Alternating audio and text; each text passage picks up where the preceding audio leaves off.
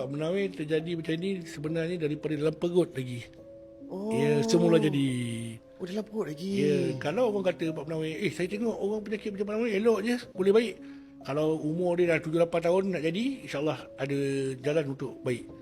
Contohlah, saya bagi contoh pada Sapuan lah. Sapuan dilahirkan macam ni.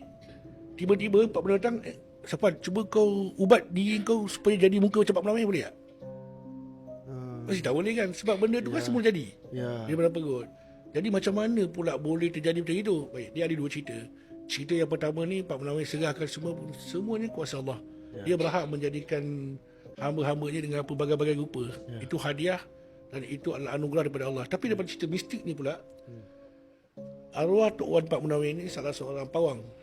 Dia ni ada kami ni dulu, kami orang Kedah, orang kampung. Di Kedah tu ada masa tu banjir tikus. Banyak padi kena makan dengan tikus. Jadi ketika mak saya sedang melahirkan saya, mengandungkan saya, ketika tu saya duduk dekat Kelang, Meru. Bapa saya ni seorang pemburu. Ketika mak saya 8 bulan dalam perut,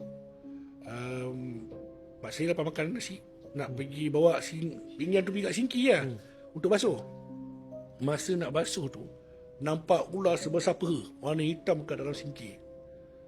Jadi bapa saya ambil senapang, tembaklah ular tu. Bila tembak ular tu turun sampai ke tanah, dengan kuasa Allah, gaib. Hilang. Jadi tak ada apalah, kejadian tu macam tu lah. Jadi dalam pada masa sama, arwah Atuk pula sedang mengamalkan ilmu ular. Tujuan dia adalah untuk menghadirkan ular-ular yang gaib supaya dapatlah menghalau tikus yang ada kat padi.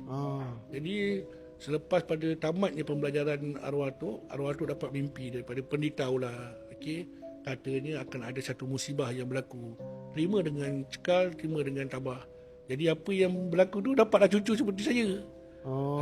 Itu dia. Jadi masa lahirnya saya ketika dekat hospital memang dah sedia maklum macam ni.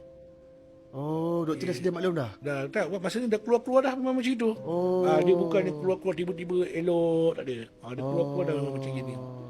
Jadi sepanjang 43 tahun Pak Menawir hidup, ini dia.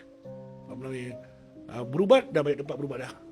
Jadi sampailah ada berjumpa dengan beberapa ulama-ulama. Katanya umur Pak Menawir 18 tahun, baik dengan sendirinya.